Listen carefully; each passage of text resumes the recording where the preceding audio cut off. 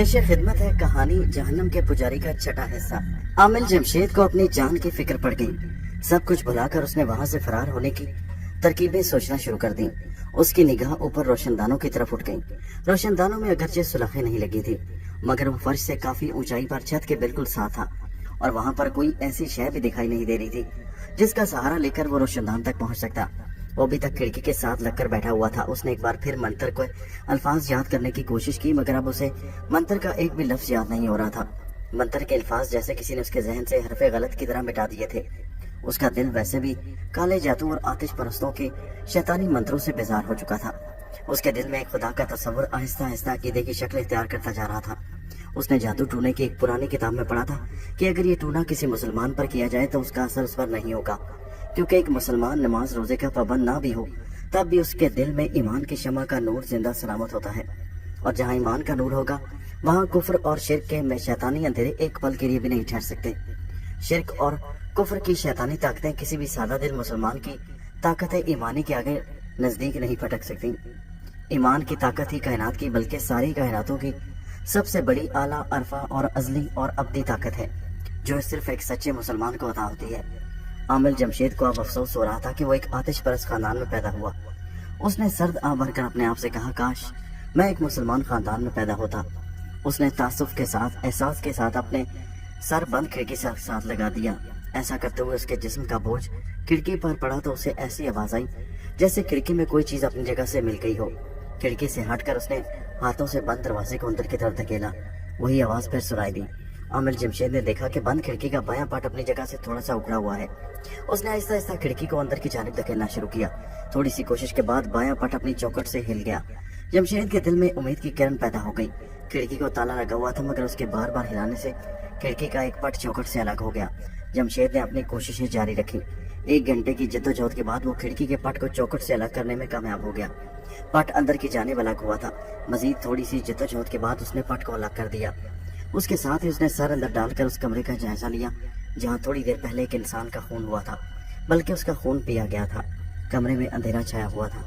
जमशेद के दिल में वहां से फरार होने की हल्की सी उम्मीद पैदा हो गई।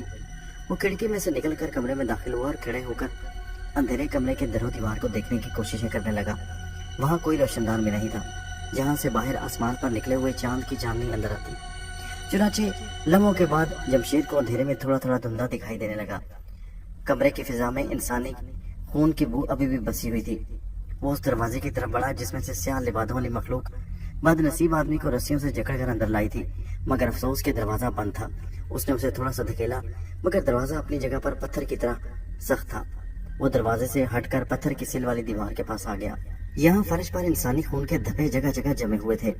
उसने झुक कर देखा कि पत्थर की सिल के करीब ही फर्श पर एक नाली बनी हुई थी।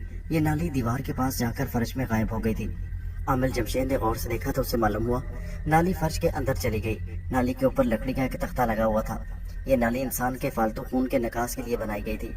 जमशेद ने दोनों हाथों से तख्ते को ऊपर की तरफ उठाया तो तख्ता अलग हो गया।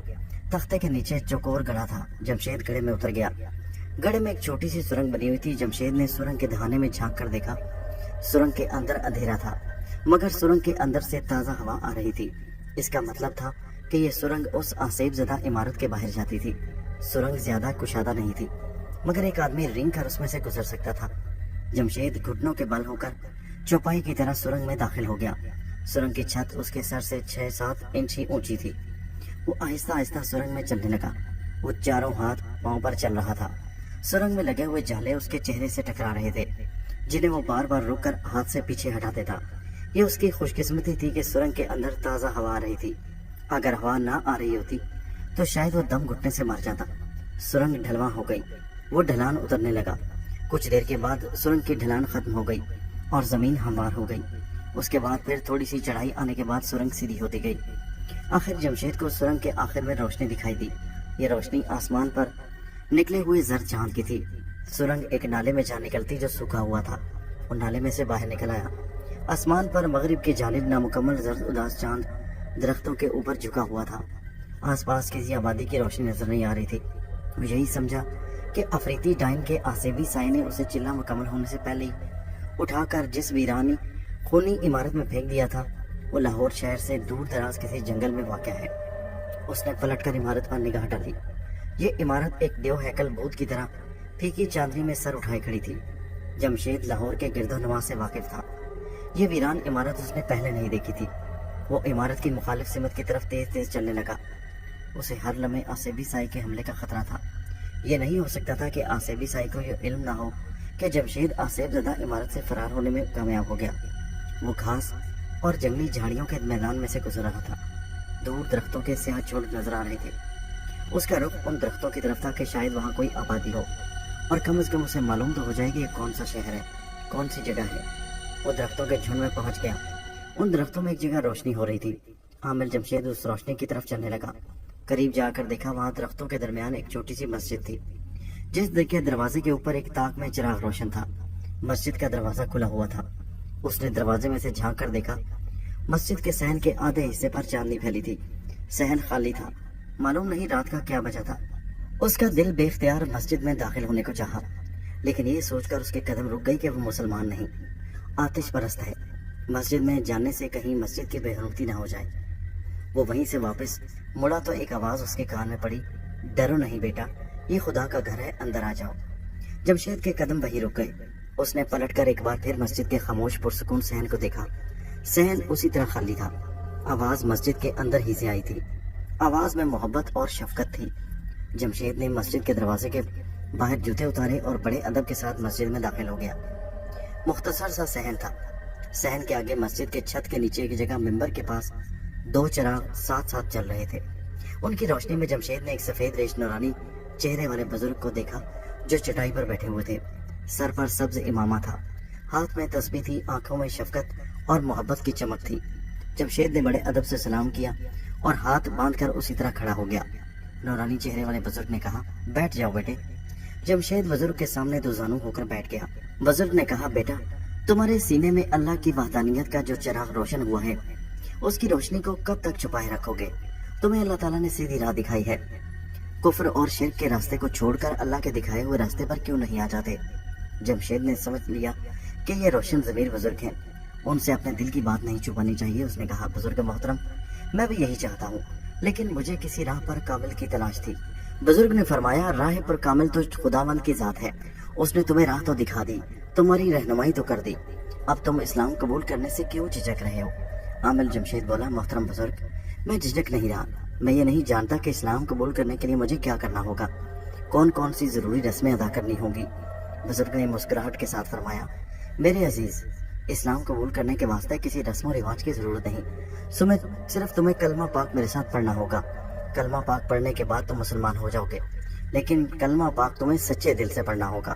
جمشید بولا، محترم بزرگ میں صدقے دل سے مسلمان ہونا چاہتا ہوں، کیونکہ یہی ایک دین ایسا ہے جس میں مجھے نہ صرف اپنی بلکہ تمام عالم انسانیت کی نجات نظر آتی ہے۔ بزرگ نے جمشید سے کہا، اپنا دایاں ہاتھ میرے ہاتھ پر رکھ دو۔ جمشید نے ایسا ہی کیا۔ نورانی چہرے والے بزرگ نے کہا، جیسے میں بولوں میرے ساتھ بولتے جاؤ۔ اس کے بعد بزرگ نے جمشید کو کلمہ پڑھایا اور بولے، مبارک ہو بیٹا، تم کفر و شرک کے اندھیروں سے نکل کر اسلام کے نورانی حلقے میں داخل ہو گئے ہو۔ میری دعا ہے کہ اللہ تعالیٰ تمہیں راہ مستقیم پر چلتے رہنے کی توفیق عطا فرمائے۔ نورانی بزرگ نے جمشید کو گلے سے لگا کر اس کا ماتھا چوما اور فرمایا، بیٹا تمہیں یہ بتانے کی ضرورت نہیں کہ تم کون ہو اور کہاں سے آئے ہو، مجھے تمہارے بارے میں سب کچھ معلوم ہے۔ جمشید نے بڑی عاجزی سے کہا، محترم بزرگ اگر آپ میرا حال جانتے ہیں تو مجھ پر ایک عنایت کیجیے اور مجھے منحوس بدروحوں سے نجات دلائیں جو میری جان کی دشمن ہیں اور میرے پیچھے لگی ہوئی ہیں۔ بزرگ نے فرمایا، بیٹا یہ اللہ کے اختیار میں ہے، میرے اختیار میں نہیں۔ میں تمہارے لیے دعا کر سکتا ہوں، تم بھی اللہ کے حضور دعا کرو اور اپنے گناہوں کی معافی مانگو۔ انسان دنیا میں جو اچھے برے عمل کرتا ہے اس کا نتیجہ نکل کر رہتا ہے۔ تم نے زندگی میں جو اچھے عمل کیے ہیں یہ ان کا نتیجہ ہے کہ تم اللہ کی راہ پر آ گئے۔ تم نے زندگی میں جو گناہ کیے ہیں یہ ان کا نتیجہ ہے جو بدروحوں اور آسیبوں کی صورت میں تمہارا پیچھا کر رہا ہے۔ ہاں اگر خدا چاہے تو تمہارے سارے گناہ معاف کر سکتا ہے۔ یہ اختیار صرف اللہ کی ذات پاک کے پاس ہے، کسی کی مجال نہیں کہ اس میں دخل دے سکے۔ جمشید نے ندامت آمیز لہجے میں کہا، بزرگ محترم جب میں آتش پرست تھا اور کفر اور شرک کی دلدل میں پھنسا ہوا تھا تو میرے شیطانی جادو ٹونے کے عمل سے کچھ بے گناہ مر گئے۔ میں نے دولت کے لالچ میں آ کر کئی حقداروں کے حق چھین کر کالے جادو کے عمل سے ان لوگوں کے حوالے کر دیے جو حقدار نہیں تھے۔ آج میرے یہ گناہ میرے ضمیر کو کچوکے لگا رہے ہیں۔ بزرگ نے فرمایا، یہ انہی گناہوں کی سزا ہے جو تم بھگت رہے ہو۔ دنیا میں ہی یہ تمہارا چھوٹا سا جہنم ہے جس کی آگ تمہیں جلا رہی ہے۔ जमशेद ने पूछा, मैं इस जहन्नम में आखिर कब तक जलता रहूंगा? बुजुर्ग ने फरमाया, जब तक कि तुम्हारी रूह के वो दाग नहीं धुल जाते जो तुमने अपने अमाल के जरिए उस पर लगाए हैं। मगर खुदा गफूर रहीम है, वो अगर चाहे तो तुम्हारे गुनाह माफ कर सकता है। उसके लिए तुम्हें हर वक्त अल्लाह से मग़फ़िरत की दुआ मांगते रहो। जमशेद सर झुकाकर खामोश हो गया। बुजुर्ग ने फरमाया, मायूसी गुनाह है, तुम्हें अल्लाह की रहमत से मायूस नहीं होना चाहिए। किसी भी लम्हे तुम्हारी दुआ कबूल हो सकती है और तुम्हारी बख्शिश का सामान पैदा हो सकता है। अल्लाह की रस्सी को मजबूती से पकड़े रहो और नेक अमल करते रहो, तुम्हारा ये दौर बड़ी जल्दी खत्म हो जाएगा। जमशेद ने सर उठाकर आजी से पूछा, क्या कभी अफरीदी डाइन के आसेबी साए से मुझे छुटकारा मिल सकेगा? उसके जवाब में बुजुर्ग ने फरमाया, ऐसा वक्त बहुत जल्द इंशाल्लाह आएगा, अब तुम जा सकते हो, खुदा तुम्हारी हिफाजत करे। ये कहकर जमशेद ने अदब से बुजुर्ग को सलाम किया और बाहर मस्जिद के सहन में आ गया। एक सवाल अचानक जमशेद के दिल में पैदा हुआ। वो उस सवाल का जवाब बुजुर्ग मोहतरम से पूछना चाहता था। चुनाचे वो सहन में ही वापस पलटकर मस्जिद के कमरे में दाखिल हुआ तो ये देखकर बड़ा हैरान हुआ कि नूरानी चेहरे वाले बुजुर्ग वहाँ मौजूद नहीं थे। ताक में दिया जरूर रोशन था। एक लम्हे के लिए जमशेद खामोशी और एहतराम के साथ उस जगह को देखता रहा जहाँ थोड़ी देर पहले बुजुर्ग तशरीफ फरमा थे। फिर वो सर झुकाकर मस्जिद से बाहर आ गया। उस वक्त आसमान पर सुबह का नूर फैल रहा था। जमशेद इस्लाम कबूल करने के बाद ऐसा महसूस कर रहा था अपने आप को जैसे उसका सीना नूरे ईमानी से रोशन हो गया हो। उसे यकीन हो गया कि अफरीदी का आसेब अब उसे मौत की अजियत में मुब्तला नहीं कर सकेगा, उसे मार नहीं सकेगा, लेकिन उसे अपने गुनाहों की सजा भुगतनी थी। वो जानता था कि अफरीदी का आसेब अब उसका पीछा कर रहा है और जैसे ही मौका मिला वो उस पर अपनी शैतानी ताकतों से हमला कर देगा। जमशेद उन शैतानी ताकतों का मुकाबला करने के वास्ते तैयार था। वो एक आबादी के करीब से गुजरा तो दिन की रोशनी में उसने उस आबादी को पहचान लिया और ये जानकर उसे इत्मीनान हो गया कि वो अपने शहर लाहौर में ही था। वो पैदल ही चलता हुआ अपने मकान पर आ गया। नौकर अब्दुल ने उसे देखकर कहा, मालिक आप कहाँ चले गए थे? जमशेद बोला, एक जरूरी जगह जाना था, वहाँ चला गया था। फिर उसने कमरे की तरफ जाते हुए अपने नौकर से कहा, मैं एक जरूरी काम कर रहा हूँ, किसी को अंदर मत आने देना। अपने कमरे में दाखिल होते ही उसने सबसे पहला काम ये किया कि काले जादू टोने की जो चंद एक कापियां और 2 किताबें उसके पास थीं, उसने उन्हें फाड़ कर पुर्जे पुर्जे कर दिया और उन पुर्जों को एक डब्बे में बंद करके रख लिया। दोपहर हो गई तो नौकर ने बाहर से पूछा, मालिक खाना लाऊं? जमशेद ने महसूस किया कि उसे भूख बिल्कुल नहीं। उसने कहा, किचन में रहने दो, अभी भूख नहीं। जमशेद किबला रू होकर बैठा आंखें बंद करके कलमा पाक का विद करता और खुदा से अपने गुनाहों की माफी मांगता रहा। शाम हो गई तो नौकर ने एक बार फिर दरवाजे पर दस्तक देकर खाने के बारे में पूछा। जमशेद ने आहिस्ता से कहा, अब्दुल मेरा खाना किचन में रखकर तुम चले जाओ, मैं खुद ही खा लूंगा। जैसे आपकी मर्जी मालिक, मैं जा रहा हूँ। नौकर अब्दुल ने खाना किचन में ही ढांप कर रख दिया और चला गया। उसके जाने के बाद जमशेद कमरे से निकल आया। दालान में आकर उसने आसमान की तरफ मुंह उठाकर देखा। आसमान पर शुरू रात के इक्का दुक्का सितारे निकल रहे थे। सर्दी बढ़ गई थी। जमशेद इस ख्याल से किचन में आ गया कि खाना वगैरह खा ले, मगर उसने महसूस किया कि उसकी भूख गायब हो चुकी। उसे प्यास भी नहीं लग रही, हालांकि सुबह से बल्कि गुज़श्ता रात से उसने कुछ नहीं खाया था। उसे किसी किस्म की कमजोरी भी महसूस नहीं हो रही थी। ये एक अजीब पुरस्कार तब्दीली उसके अंदर पैदा हुई। ये तब्दीली जमशेद की समझ में नहीं आ रही थी। वो बगैर कुछ खाए पिए वापस अपने कमरे या बैठक में आ गया। जब रात जरा गहरी हुई तो उसने वो डिब्बा उठा लिया जिसमें उसने काले जादू के मंत्रों वाले कागज फाड़ कर उनके पुर्जे बंद किए हुए थे। गर्म जैकेट पहनी और बाहर निकलकर दालान में आ गया। दालान में एक जाने बल्ब जल रहा था। सर्द हवा का झोंका उसके चेहरे को छूकर गुजर गया। उसने निगाहें उठाकर आसमान की तरफ देखा। उसे आसमान पर कोई सितारा नजर न आया। फिर उसे बादलों की हल्की सी गरज सुनाई दी। जमशेद रुका रहा। उसके पास काले जादू टोनों के शैतानी मंत्रों के फटे हुए पुर्जों वाला डब्बा था। वो उसने अपने आबाई आतिश परस्तों के कब्रिस्तान में किसी जगह दफन करना था। उसे आतिश परस्तों के कब्रिस्तान में दफन करना जरूरी था। उसको जलाने या उसकी राख को किसी दूसरी जगह दफन करने में खतरा था कि वहां से कोई आतिश परस्त बदरू अपना बसेरा न बना ले। ये आतिश परस्त बदरू इंसानों के लिए मुसीबत का बायस बन सकती थी। चुनाचे जमशेद के लिए लाजमी हो गया कि वो काले जादू टोनों के फटे हुए पुर्जों को आतिश परस्तों के पुराने कब्रिस्तान में ही किसी जगह दफन कर दे।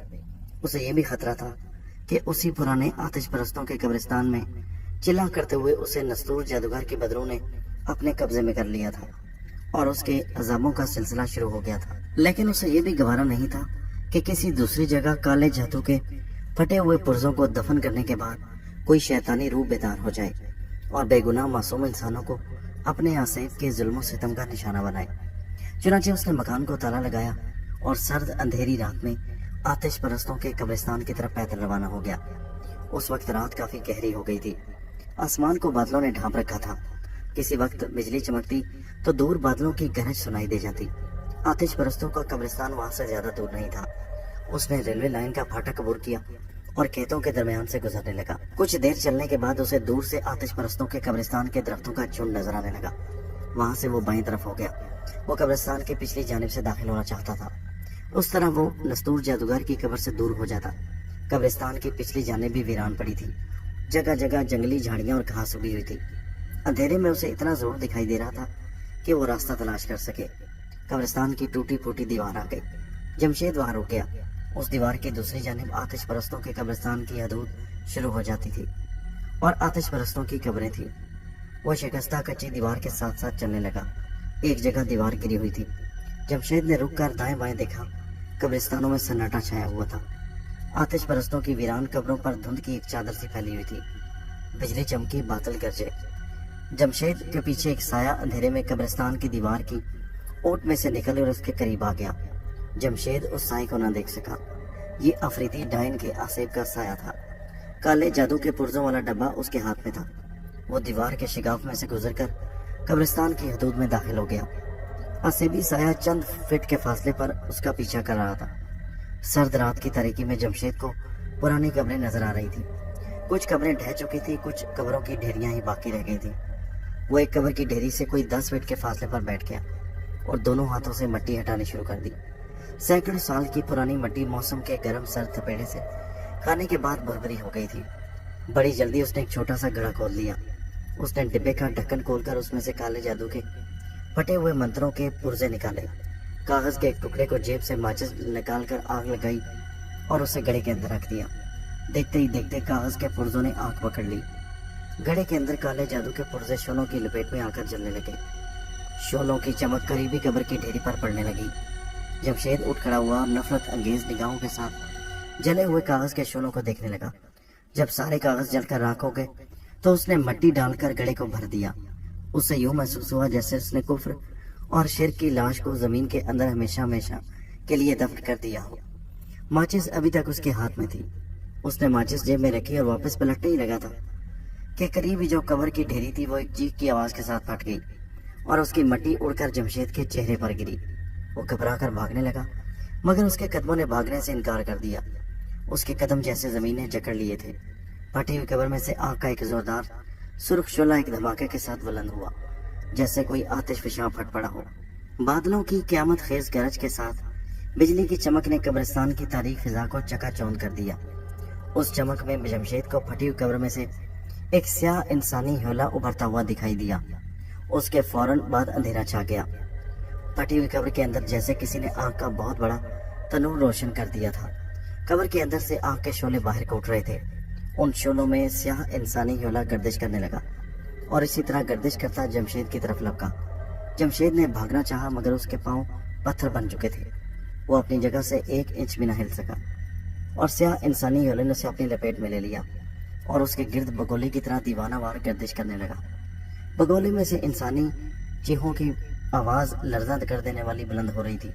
جمشید نے گھبرا کر دونوں کان ہاتھوں سے بند کر لیے مگر اس کے باوجود انسانی چیخوں کی آوازیں اس کے کانوں کے پردے پھاڑ رہی تھیں۔ پھر ایسا ہوا کہ دہشت زدہ ہو کر جمشید کے حلق سے بھی ایک بھیانک چیخ نکلی اور زمین نے اس کے پاؤں چھوڑ دیے اور وہ سیاہ انسانی ہولے کے ساتھ ہی گردش کرنے لگا۔ اسے کچھ بھی دکھائی نہیں دے رہا تھا۔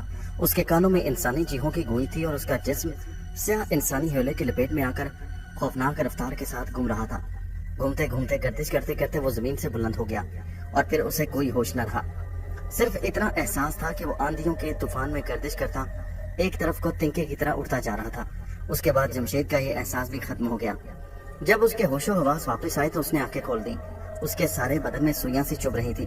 وہ گھپ اندھیرے میں کسی سخت جگہ پڑا ہوا تھا۔ اس نے بازو کھولے تو اس کی کوہنیاں سخت دیوار سے ٹکرائیں۔ وہ جلدی سے اٹھا تو اس کا سر چھت سے ٹکرا گیا۔ تب اس پر یہ حقیقت کھلی کہ وہ ایک صندوق کے اندر بند ہے۔ حیران بھی ہوا، پریشان بھی ہوا کہ اس صندوق میں اسے کس لیے بند کیا گیا۔ इस ख्याल से वो घबरा गया कि कहीं एक बार फिर उसे किसी कब्र में दफन न कर दिया गया हो। संदूक के किसी सुराख में से ताज़ा हवा आ रही थी। इसका मतलब था कि वो कब्र में नहीं। उसे कुछ आवाजें सुनाई दे रही थी, जैसे संदूक के करीब कुछ लोग चलते फिरते बातें कर रहे हों। उसने कान लगाकर सुनने की कोशिश की, मगर उसकी समझ में कुछ न आया। आहिस्ता आहिस्ता आवाजें दूर होते होते गायब हो गईं। गहरा सन्नाटा छा गया। उसे कोई अंदाजा नहीं था कि वो कब तक संदूक में पड़ा रहा। उसे कदमों की आहट सुनाई दी। कदमों की आहट उसके संदूक के करीब आकर रुक गई। उसके बाद उसके संदूक को उठा लिया गया। वो लोग संदूक उठाकर कहीं ले जा रहे थे। कभी संदूक दाएं तरफ घूम जाता, कभी बाएं तरफ घूम जाता। संदूक ले जाने वालों की कदमों की आवाजों से मालूम होता था कि वो लोग पथरीले फर्श पर चल रहे थे। संदूक को एक जगह रख दिया गया। संदूक उठाकर लाने वालों के कदमों की चाप दूर होते होते गायब हो गई। जमशेद ने संदूक के ढक्कन के तख्ते को अंदर से ऊपर को दबाने की कोशिश की, मगर तख्ता अपनी जगह से बिल्कुल ना हिला। जमशेद की तमाम हिस्सियात, तमाम एहसासात अपनी जगह पर कायम थे। वो सुन भी सकता था, बोल भी सकता था, हाथ पैर हिला भी सकता था, सोच भी सकता था। उसकी यादाश्त भी सही सलामत हालत में थी। उसे मस्जिद वाले नौरानी बुजुर्ग के अल्फाज याद आ रहे थे। उन्होंने कहा था कि तुम्हें अपने गुनाहों की सजा किसी न किसी शक्ल में जरूर भुगतना पड़ेगी। तुम्हारी सजा की शिद्दत में कमी हो सकती है, लेकिन तुम सजा से बच नहीं सकते। हाँ, अगर खुदा चाहे तो तुम्हारे गुनाहों को माफ कर सकता है। जमशेद अब आतिश परस्त नहीं था। उसने इस्लाम कबूल कर लिया था। इस्लाम कबूल करने के बाद वो अपने अंदर एक नई ताकत और नई हिम्मत महसूस कर रहा था। जिस जमाने में वो जादू टोने का काम किया करता था, उस जमाने में किए हुए अपने सारे गुनाह याद आ रहे थे। उसे याद आ रहा था कि एक बार एक औरत उसके पास आई थी, जिसने उसे कहा था कि मेरा खामद बड़ा दौलतमंद आदमी है। उसमें से मेरा एक बेटा है, लेकिन मेरे खामद की पहली बीवी में से भी उसका एक बेटा है। मेरा खामद अपनी सारी जायदाद और दौलत पहली बीवी के बेटे के नाम करना चाहता है। मैं ये हरगिज बर्दाश्त नहीं कर सकती। कोई ऐसा जादू टूना करें कि जिसके बाद मेरे खामद की पहली बीवी का बेटा मर जाए और सारी जायदाद और दौलत मेरे बेटे के हिस्से में आ जाए। मैं आपको 1 लाख रुपए दूंगी।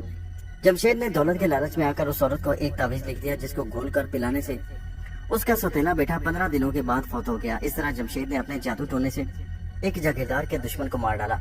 उसे एक एक करके जमाना कुफ्र और शिर्क के अपने सारे गुनाह याद आ रहे थे और वो खुदा से अपने गुनाहों की माफी मांग रहा था। लेकिन जो मन उससे सरजद हो चुका था, उसका नतीजा तो हर हालत में निकलना ही था। उसे एक बार फिर इंसानी कदमों की चाप सुनाई दी। कदमों की चाप उसके संदूक के पास आकर रुक गई। उसे ऐसा लगा कि उसका संदूक खुला जा रहा है। थोड़ी देर बाद संदूक का ढकना अलग कर दिया गया। संदूक के खुलते ही जमशेद ने देखा कि संदूक के दाएं बाएं 2 आदमी खड़े थे। कहने को तो वो आदमी थे, मगर उनकी शक्लें भूतों से भी ज्यादा खौफनाक थी। लंबे बाल चेहरों के ऊपर गिरे हुए थे, चेहरे स्याह थे, आंखों में जैसे अंगारे दहक रहे थे। जमशेद ने पूछा, तुम लोग कौन हो और मुझे यहाँ क्यों लाए हो? दोनों भूतों में से किसी ने कोई जवाब न दिया। उन्होंने जमशेद को संदूकों से बाहर निकालकर बाजुओं से पकड़ा और उससे लेकर चल पड़े। जमशेद ने महसूस किया कि दोनों भूतों के हाथ बड़े गर्म थे। वो जगह जहाँ उसका संदूक रखा हुआ था, स्याह दीवारों और स्याह झुकी हुई छत वाला लंबा सा कमरा था। दोनों भूत उसे अपने साथ लिए हुए एक तंग राहदारी में से गुजरकर एक दलान में आ गए। दलान में अजीबो गरीब मंजर था। दलान के दरमियान में लोहे का एक खंभा गाड़ा हुआ था, जिसके इर्द गिर्द रखे हुए लकड़ी के बड़े बड़े मड जलने के बाद अंगारों की तरह दहक रहे थे। इस जहन्नमी आग में लोहे का खंभा लाल सुर्ख हो रहा था। आग के अलाव के गिर्द थोड़े फासले पर लंबे बालों, स्याह चेहरों और दहकती हुई अंगारा आंखों वाले 50-60 भूतनुमा आदमी खामोश बैठे आग में सुर्ख हो चुके लोहे के खंभे को देख रहे थे और धीमी आवाज में मंत्रों का जाप कर रहे थे। अलाव जिस 1 फीट ऊंचे चबूतरे पर रोशन था, उसके एक जानिब कुछ फासले पर स्याह पत्थर का एक तख्त बिछा हुआ था, जिसके चारों तरफ मशलें जल रही थी। जमशेद को तख्त के करीब रखे चौकोर पत्थर पर बिठा दिया गया। जमशेद परेशानी के आलम में ये सब कुछ देख रहा था और समझने की कोशिश कर रहा था कि लोग उसे वहां किस लिए लाए हैं। इतने में दलान की एक जानिब से ढोल ताशों की आवाजें बुलंद हुई। अलाव के गिर्द बैठे हुए सारे भूत उठकर खड़े हो गए। वो खड़े खड़े अपने लंबे लंबे स्याह बालों वाले सरों को दाएं बाएं मारते तेज तेज मंत्रों का जाप करने लगे। जमशेद उस तरफ देखने लगा जिधर से ढोल ताशों की आवाजें आ रही थी। इतने में दलान के स्तूलों के पीछे से 6-7 भूतनुमा आदमी नमदार हुए। उन्होंने गले में ढोल और ताशे लटका रखे थे और दीवाना वार उन्हें हाथों से पीट रहे थे। लोग ढोल ताशे बजाते हुए तख्त की एक तरफ आकर खड़े हो गए। ढोल ताशों की ताल पर वहां पर मौजूद सारे भूत झूम झूम कर बुलंद आवाज में मंत्र गा रहे थे। अचानक ढोल ताशे बजाने वालों ने ढोल ताशे बजाने बंद कर दिए। उसके साथ ही भूतनुमा आदमी भी झूमते झूमते बिल्कुल साकित खड़े हो गए। वहां एकदम से मौत की खामोशी छा गई। जमशेद हैरान निगाहों से उन सबको देख रहा था। फिर एक आवाज बुलंद हुई। ये आवाज एक लंबी मगर धीमी चीख की तरह थी और उस तरफ से आई थी जिस तरफ से ढोल बजाने वालों का जुलूस नमदार हुआ था। फिर दलान के सतूनों के पीछे से एक और जुलूस नमदार हुआ। चारों भूतनुमा आदमियों ने अपने कंधों पर एक पालकी उठा रखी थी। पालकी पर लंबी जटाओं वाला स्याह फाम भूतनामा आदमी सुर्ख लिबादा वाली कुर्सी पर बैठा था। उसके एक हाथ में त्रिशूल था और दूसरे हाथ में जलती हुई मशल थी। पालकी के पीछे 3-3 की कतार में 15-20 भूतनुमा आदमी अपने सरों को घुमाते, बालों को लहराते, मंत्र गाते, झूमते हुए आ रहे थे। जुलूस तख्त के पास आकर रुक गया। सुर्ख लिबादे वाले भूतनुमा आदमी की पालकी तख्त के ऊपर लाकर रख दी गई। बाकी भूतनुमा आदमी बड़े अदब से सर झुकाकर तख्त के दाएं बाएं और पीछे खड़े हो गए। अलाव के इर्द गिर्द जो भूतनुमा आदमी पहले से खड़े थे उन्होंने एक नारा लगाया, अग्नि दूत की जय हो। उसके बाद खामोशी छा गई। पालकी पर बैठे हुए स्याह फाम भूत ने अपनी दहकती अंगारा आंखों से जमशेद की तरफ देखा और चंद लम्हे उसे देखता रहा। जमशेद को ऐसे लगा जैसे उस भूत की आंखों से आग की शुआएं निकलकर उसके गिर्द गर्दिश कर रही हों। अचानक स्याह फाम भूत ने त्रिशूल वाला हाथ ऊपर उठाया और जमशेद से मुखातिब होकर खोखली आवाज में बोला, तुम अग्नि देवता की पूजा करने वाले आतिश परस्तों की जुबान भूल चुके हो, इसलिए मैं तुम्हारी जुबान में तुमसे बात कर रहा हूँ। मैं अग्नि देवता का दूत अग्निदूत हूँ। तुमने इस्लाम कबूल करके अग्नि देवता के धर्म को भ्रष्ट किया है। तुमने महापाप किया है। अग्नि देवता ने तुम्हें तुम्हारे महापाप की सजा देने के लिए मुझे भेजा है, लेकिन अग्नि देवता सजा देने से पहले तुम्हें एक मौका देना चाहता है। अगर तुम इस्लाम को छोड़कर दोबारा अग्नि की पूजा करने वाले आतिश परस्तों के धर्म में शामिल हो जाओ तो तुम्हारी सजा माफ कर दी जाएगी। बोलो तुम क्या चाहते हो? जमशेद ने पुरअज़्म लहजे में जवाब दिया, मैं इस्लाम कबूल करके अल्लाह के दिखाए हुए रास्ते पर गमजन हो गया हूँ, जो अल्लाह तक पहुँचने का सीधा और सच्चा रास्ता है। मैं अब कभी कुफ्र और शिर्क की दलदल में नहीं फंसूंगा। अग्निदूत की अंगारा आंखों से शोले निकलने लगे। उसने कहा, याद रखो, अगर तुम वापस अपने पुरखों, अपने देवी देवताओं के धर्म पर ना आए तो तुम्हारा अंजाम बड़ा खौफनाक होगा। जमशेद ने कहा, अग्निदूत, अगर तुम्हें मालूम हो जाए कि इन झूठे देवी देवताओं की राह पर चलकर तुम्हारा कितना खौफनाक अंजाम होने वाला है तो तुम भी मेरी तरह इस्लाम कबूल कर लो। अग्निदूत के हलक से एक भयानक चीख निकली। उसने कहा, इस नास्तिक को अभी जलाकर भस्म कर दो। अग्निदूत का हुक्म मिलते ही 4 भूतनुमा आदमी लोहे की जंजीर लिए आगे बढ़े। उन्होंने जमशेद के दोनों बाजुओं को जंजीर में जकड़ा और उसे खींचते हुए अलाव के उस गड़े में जिससे तप कर लाल सुर्ख खंबे की तरफ ले जाने लगे। उसके करीब आकर वो रुक गए। अग्निदूत ने चिल्लाकर कहा, मूर्ख, अब भी वक्त है, इस्लाम के दीन को छोड़कर अग्नि देवता की शरण में आ जा। जमशेद ने गर्दन उठाकर कहा, आतिश परस्त बनकर जिंदा रहने से मैं अल्लाह की राह में शहीद हो जाने को खुशकिस्मती समझूंगा। अग्निदूत पालकी से उतरकर जमशेद के करीब आ गया। वहां पर मौजूद सब भूतनुमा आदमी दम बखुद रह गए। अग्निदूत ने अपना हाथ एक तरफ फैलाया। एक भूतनुमा आदमी आगे बढ़ा। उसके हाथ में लोहे की डिबिया थी। उसने डिबिया खोल दी। डिबिया में से एक स्याह बिच्छू बाहर आ गया। अग्निदूत ने अपने त्रिशूल की नोक से बिच्छू को उठाया और उठाकर आग से सुर्ख हो चुके खंबे के साथ लगा दिया। खंबे के साथ लगते ही बिच्छू जलकर खाक हो गया। अग्निदूत बोला, मूर्ख, तेरा भी अंजाम यही होने वाला है। मैं तुम्हें आखिरी मौका देना चाहता हूँ, आतिश परस्तों के धर्म में वापस आ जा। जमशेद ने कहा, तेरे अग्नि देवता की आग मेरे जिस्म को जला सकती है, लेकिन मेरे ईमान की गैर फानी ताकत को मुतज़ल्ज़ल नहीं कर सकती। अग्निदूत गजबनाक होकर वापस पालकी पर आकर बैठ गया और बैठते ही उसने चिल्लाकर कहा, इसे जलाकर राख कर दो। दोनों भूतनुमा आदमी जंजीर में बंधे हुए जमशेद को लेकर जहन्नमी आग में सुर्ख हो चुके लोहे के खंबे की तरफ बढ़े। जंजीर का एक सिरा एक भूत के हाथ में था और दूसरा सिरा दूसरे भूत के हाथ में था, और वो आग के अलाव से जरा दूर रहकर आहिस्ता आहिस्ता आगे बढ़ रहे थे और जमशेद दहकते हुए खंबे के करीब होता जा रहा था, यहाँ तक कि उसे अपने चेहरे और सारे जिस्म पर खंबे की तपिश महसूस होने लगी। उसने दिल में अल्लाह को याद किया और कहा, ऐ अल्लाह, तू सारी कायनातों का कादर मुतलक है। मैं तेरी राह में तेरे नाम पर अपनी फानी जिंदगी कुर्बान करता हूँ।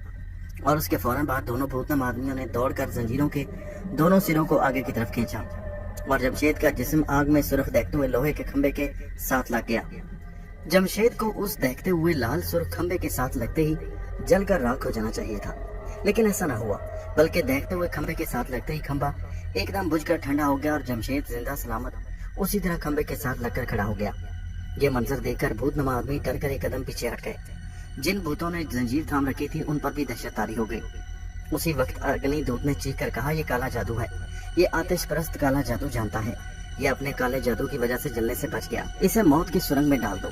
जंजीर में बंधे हुए जमशेद को भूतनुमा आदमी खींचते हुए वहां से ले गए। दालान की दूसरी जानिब से ऊंचे स्तूलों के दरमियान एक तंग राहदारी एक तरफ जाती थी। उसके आगे दीवार ने राहदारी को बंद कर दिया हुआ था। उस दीवार में एक गोल सुरंग का धाना था जो बड़े पत्थर से बंद था। भूतनुमा आदमियों ने कोई मंत्र पढ़कर दीवार पर फूंका। दीवार के साथ लगा हुआ हजारों मन वजनी पत्थर अपनी जगह से थोड़ा सा खिसक गया। उन्होंने जमशेद के बाजू जंजीर से आजाद किए और उसे सुरंग में धक्का दे दिया। जमशेद सुरंग के अंदर गिरा तो उसके पीछे सुरंग का धाना अपने आप बंद हो गया। जमशेद कुछ देर वैसे ही सुरंग में जमीन पर आंखें बंद किए पड़ा रहा اور رکت بھرے دل کے ساتھ اللہ کا شکر ادا کرتا رہا جس نے جہنمی آنکھ سے اس کو بچا لیا۔ پھر اس نے آنکھیں کھول کر دیکھا، سرنگ میں تاریکی چھائی تھی۔ جمشید اٹھ کر بیٹھ گیا۔ پہلے تو اسے اندھیرے میں کچھ بھی نظر نہ آیا، پھر اندھیرے میں دھندلا دھندلا دکھائی دینے لگا۔ وہ اٹھ کر سرنگ میں چلنے لگا۔ وہ بڑی احتیاط کے ساتھ ایک ایک قدم اٹھاتا چل رہا تھا اور ساتھ ہی ساتھ دیواروں اور چھت کا جائزہ لے رہا تھا۔ اگنی دودھ نے اسے موت کی سرنگ کا نام دیا تھا، مگر ابھی تک اس سرنگ میں اسے موت کے آثار دکھائی نہیں دیے۔ جمشید نے سوچا کہ شاید اگنی دودھ اسے سرنگ میں بند کر کے مار دینا چاہتا تھا۔ سرنگ ایک طرف کو مڑ گئی۔ ذرا آگے جا کر جمشید نے دیکھا کہ ایک جگہ سرنگ کی دیوار کے ساتھ ایک مشل جل رہی ہے۔ وہ جلتی ہوئی مشل کی طرف بڑھا۔ جیسے ہی مشل کی روشنی میں آیا، ایک دھماکے کی آواز بلند ہوئی۔ اس نے گھبرا کر دیکھا، اس کے پیچھے اوپر سے چٹانی دیوار نے گر کر سرنگ کو بند کر دیا تھا۔ وہ گھبرا کر تیز قدموں سے آگے چلا تو 6-7 قدم چلنے کے بعد معلوم ہوا کہ آگے سرنگ بند ہے اور آگے بھی پتھر کی دیوار کھڑی ہے۔ وہ سرنگ کی کشادہ قبر میں بند کر دیا گیا تھا۔ واپس آ کر جہاں دیوار کے ساتھ مشل جل رہی تھی، اس کی روشنی میں بیٹھ گیا اور سوچنے لگا کہ کیا وہاں سے وہ کبھی باہر نکل سکے گا یا نہیں۔ شاید یہی وہ موت کی سرنگ تھی جس میں اگنی دودھ نے اس کو پھینکنے کا حکم دیا تھا۔ اس نے آنکھیں بند کر لی اور خدا کو یاد کرنے لگا۔ تھوڑی ہی دیر بعد اسے بنبناہٹ کی آواز سنائی دی۔ اس نے آنکھیں کھول کر دیکھا، اسے کوئی خاص شے نظر نہ آئی۔ بنبناہٹ کی آوازیں قریب تر آتی جا رہی تھی۔ وہ حیران ہو کر کبھی دیواروں کو دیکھتا، کبھی سرنگ کی چھت کو دیکھا۔ ہر شے اپنی جگہ پر ویسی کی ویسی تھی، مگر بنبناہٹ کی برابر آوازیں بڑھتی جا رہی تھی۔ اچانک اس کی نگاہ 7-8 قدموں کے فاصلے پر سرنگ کی دوسری بند دیوار کی طرف اٹھی تو اسے مشل کی دھندلی روشنی میں ایسے لگا جیسے زمین پر سیاہ رنگ کی ایک لمبی لکیر اس کی طرف بڑی چلی آ رہی ہے۔ وہ جلدی سے اٹھ کھڑا ہوا اور غور سے اس کالی لکیر کو دیکھنے لگا۔ بنبناہٹ کی آواز سے اب سرنگ کی بند فضا گونجنے لگی۔ سیاہ لکیر ذرا قریب آئی تو جمشید کے بدن میں خوف کی سرد لہر دوڑ گئی۔ یہ کالے رنگ کے سینکڑوں ہزاروں بچھو تھے جو کالے پانی کی سیاہ لہر کی زمین کے ساتھ لگے تیزی سے اس کی طرف آ رہے تھے۔ وہاں ان بچھوؤں سے بچنے کی کوئی جگہ نہ تھی۔ وہ خوفزدہ ہو کر دیوار کے ساتھ لگ گیا۔ اس نے دیوار کے پر چڑھنے کی کوشش کی، مگر دیوار چٹان کی ہموار سطح کی طرح تھی۔ وہ دائیں طرف کو ہو گیا، بچھو اس طرف سے بھی آ رہے تھے۔ وہ بائیں طرف ہو گیا، مگر بچھو اس طرف سے بھی آگے بڑھتے چلے آ رہے تھے۔ ہزاروں بچھوؤں کی وجہ سے سرنگ کی زمین سیاہ ہو گئی۔ جمشید نے اچھل کر دیوار پر لگی مشل کو پکڑنے کی کوشش کی، مگر مشل زمین سے کافی بلندی پر تھی، وہاں تک اس کا ہاتھ نہ جا سکا۔ اس دوران سینکڑوں ہزاروں بلکہ لاکھوں کی تعداد میں بچھو اس کے پاؤں کے نزدیک پہنچ گئے۔ کچھ بچھو دیواروں پر چڑھ کر اس کی طرف بڑھ رہے تھے۔ جمشید بے اختیار ہو کر بچھوؤں کو پاؤں سے کچلنے کی کوشش کرنے لگا، لیکن جہاں ہزاروں لاکھوں بچھو ہوں وہاں وہ کیا کر سکتا تھا۔ بچھو اس کی ٹانگوں پر چڑھ گئے اور انہوں نے اسے ڈسنا شروع کر دیا۔ 2-3 بچھوؤں کے ڈسنے سے ہی جمشید کا جسم سن ہو کر درخت کے کٹے ہوئے ٹہن کی طرح گر پڑا۔ اس کے گرتے ہی بچھو اس کے سارے جسم پر چڑھ گئے۔ بچھوؤں نے جمشید کے جسم کو نوچ نوچ کر کھانا شروع کر دیا۔ بچھوؤں کے ڈنک کے زہر سے اس کا جسم مکمل طور پر بے حس ہو گیا۔ اس کی آواز بند ہو گئی۔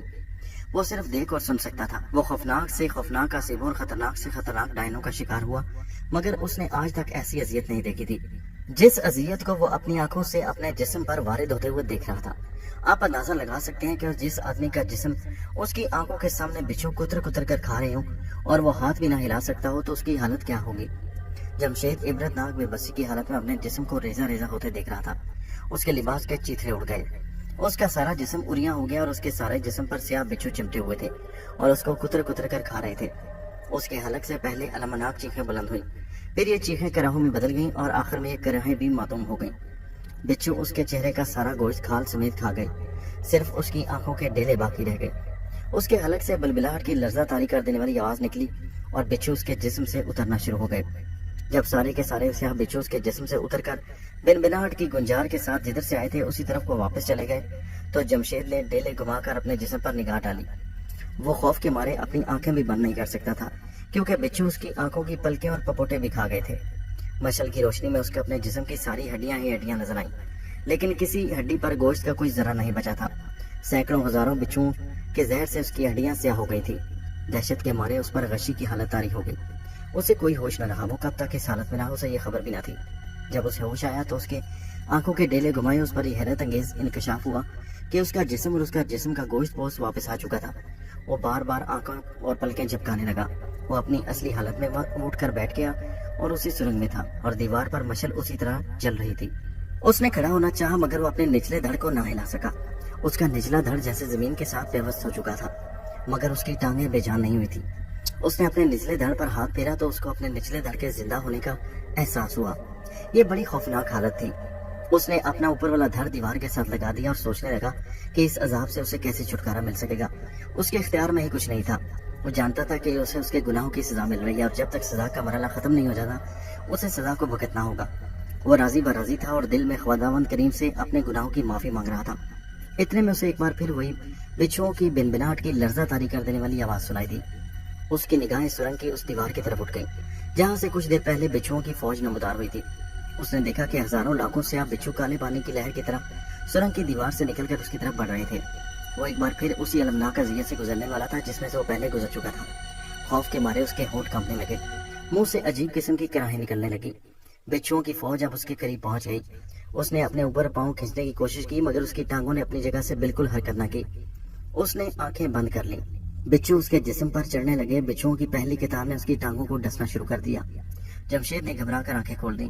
بچھو اس کی ٹانگوں کا گوشت کھانے کے بعد اب اس کے پیٹ تک آ گئے تھے۔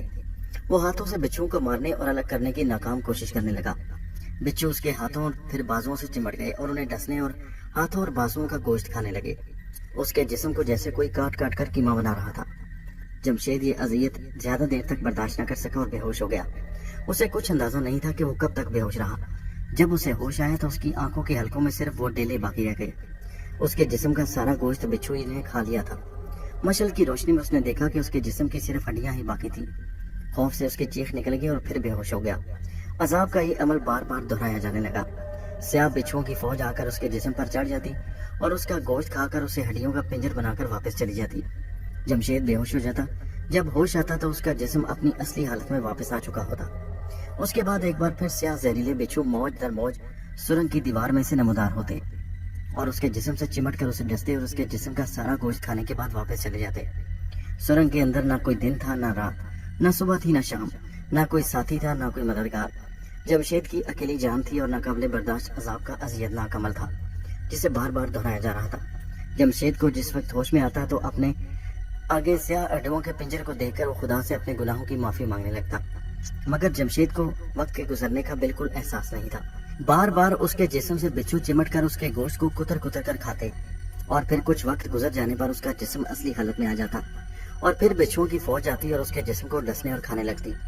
اذیت اور ناقابل برداشت کرب کا ایک ایسا عمل تھا جس میں سے جمشید گزر رہا تھا۔ دن گزر گئے تھے یا مہینے گزر گئے اس کا جمشید کو بالکل احساس نہیں تھا۔ پھر ایک دن ایسا ہوا کہ زہریلے بچھوؤں کی فوج اس کے جسم کو ہڈیوں کا پنجر بنا کر جا چکی تھی اور بے ہوش ہو چکا تھا۔ حسب معمول کچھ وقت گزرنے پر اسے ہوش آیا تو اس نے دیکھا وہ گپ اندھیرے میں ہے۔ اس نے سوچا شاید سرنگ میں جلتی رہنے والی مشعل بجھ گئی۔ پہلے اس کا صرف اوپر والا دھڑ ہی حرکت کر سکتا تھا، نچلا دھڑ حرکت نہیں کر سکتا تھا، مگر اب اسے محسوس ہوا کہ وہ اپنے نچلے دھڑ کو بھی ہلا سکتا ہے۔ وہ جلدی سے اٹھ کھڑا ہوا۔ جیسے ہی وہ کھڑا ہوا اس کا سر چھت سے ٹکرایا۔ وہ بڑا حیران ہوا کہ سرنگ کی چھت اپنے آپ اتنی نیچے کیسے آ گئی۔ اس نے بازو کھول کر دیوار کو ٹٹولا تو اس کو معلوم ہوا کہ وہ سرنگ میں ہے، مگر وہ سرنگ سکڑ کر پہلے سے زیادہ تنگ و تاریک ہو گئی ہے۔ اس نے اپنے پیچھے ٹٹول کر دیکھا، اس کے پیچھے سرنگ کی دیوار تھی۔ وہ پورا کھڑا نہیں ہو سکتا تھا۔ اس نے جھک کر سرنگ کی دوسری جانب آہستہ آہستہ چلنا شروع کر دیا۔ اندھیرے میں اسے کچھ دکھائی نہیں دے رہا تھا۔ وہ سرنگ کی دونوں جانب دیواروں پر ہاتھ رکھ رکھ کر چل رہا تھا۔ اچانک گرم ہوا کا ایک جھونکا سامنے کی جانب سے آیا اور اس کے جسم کو چھو کر گزر گیا۔ جمشید ایک لمحے کے لیے رک گیا۔ اسے ایسا لگا جیسے آگے کہیں آگ چل رہی ہو، لیکن آگے چلنے کے سوا کوئی چارہ نہیں تھا۔ سرنگ میں گرم ہوا اب نہیں تھی۔ وہ چل پڑا۔ سرنگ بالکل سیدھی جا رہی تھی۔ سرنگ کی بند فضا پر گہری خاموشی چھائی تھی۔ خاموشی کے سناٹے میں جمشید کو سرگوشی سنائی دی۔ کہاں جا رہے ہو؟ میرے پاس آؤ، میں کب سے تمہارا انتظار کر رہی ہوں۔ یہ کسی عورت کی سرگوشی تھی۔ وہ ایک پل کے لیے رک گیا۔ سرگوشی کی آواز دوبارہ سنائی دی اور پھر گہرا سکوت چھا گیا۔ جمشید سمجھ گیا کہ یہ آواز سوائے کسی بدرو کی اور کسی کی نہیں ہو سکتی۔ وہ چلنے لگا۔ جیسے جیسے وہ آگے جا رہا تھا سرنگ کی فضا گرم ہوتی جا رہی تھی۔ اسے خطرہ تھا کہ کہیں وہ اچانک کسی آتش فشاں پہاڑ کے کھولتے ہوئے لاوے میں نہ گر پڑے۔ وہ رک رک کر چل رہا تھا۔ سرنگ کی فضا زیادہ گرم ہونے لگی۔ وہاں کوئی دوسرا راستہ نہیں تھا۔ وہ رک بھی نہیں سکتا تھا۔ اسے ہر حالت میں آگے ہی جانا تھا۔ جب سرنگ میں گرمی زیادہ بڑھ گئی تو جمشید دیوار کے ساتھ لگ کر بیٹھ گیا اور سوچنے لگا کہ اب اسے کیا کرنا چاہیے۔ واپس جانے کا کوئی فائدہ نہیں تھا کیونکہ سرنگ کی ذاتی فضا گرم ہو چکی تھی۔ آگے ضرور یا تو کہیں کھولتا ہوا لاوا بہ رہا تھا یا پھر کہیں آگ ہی آگ لگی ہوئی تھی۔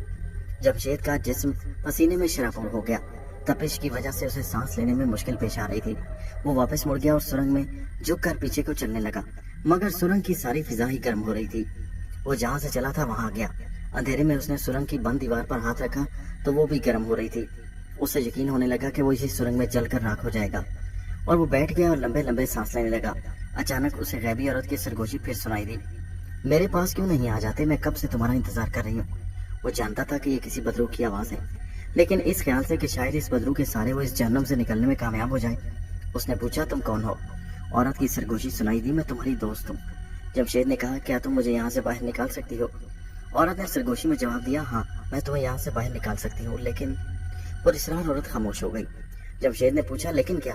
اگر تم مجھے یہاں سے باہر نہیں نکال سکتی تو مجھے اپنے پاس کس لیے بلا رہی ہو؟ پر اسرار عورت نے سرگوشی میں کہا لیکن تمہیں میری شرط پوری کرنی ہوگی۔ سرنگ میں آگ کی تپش بڑھتی جا رہی تھی۔ جمشید نے محسوس کیا اگر وہ کچھ دیر اور مزید سرنگ میں بند رہا تو اس کے جسم کو آگ لگ جائے گی۔ اس نے بغیر سوچے سمجھے کہہ دیا مجھے ہر شرط منظور ہے، پہلے مجھے یہاں سے باہر نکالو، میرا جسم جل رہا ہے۔ عورت کی آواز آئی سوچ لو ایک بار، اگر تم نے میری شرط پوری نہ کی تو تمہارا جان جام ہوگا، پھر اس سے میں بھی تمہیں نہ بچا سکوں گی۔ جمشید کی تو جان پر بنی ہوئی تھی، وہ ہر قیمت پر اس جہنم سے نکلنا چاہتا تھا۔ اس نے چیخ کر کہا مجھے منظور ہے، خدا کے لیے مجھے یہاں سے نکلنے کا راستہ بتاؤ۔ پراسرار عورت کی اس کی آواز سے زیادہ پراسرار ہنسی کی آواز سنائی دی اور اس نے کہا میری شرط تو سن لو، میری شرط یہ ہے کہ تمہیں… دوستو یہ کہانی جاری ہے، اس کا اگلا حصہ نیکسٹ ویڈیو میں ملاحظہ کیجیے۔ نیچے کمنٹ میں ضرور بتائیے کہانی آپ کو کیسی لگی۔